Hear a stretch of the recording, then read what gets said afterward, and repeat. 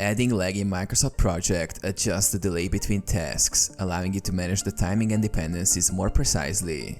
Here's how to do it. Open your project, start Microsoft Project, launch the application and open your project file. Access task dependencies, view task list, ensure you are in the Gantt chart view where you can see the tasks and their dependencies. Link tasks, create dependencies. If you haven't already linked tasks, select the tasks you want to link by holding down the Control key and clicking on their row numbers. Then, click the Link Tasks button in the Task tab.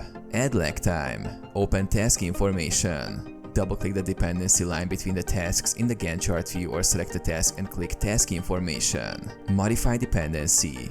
In the Task Dependency dialog box, go to the Predecessors tab.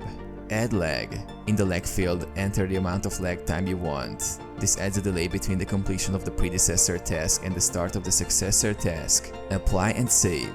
Click OK. After entering the lag time, click OK to apply the changes.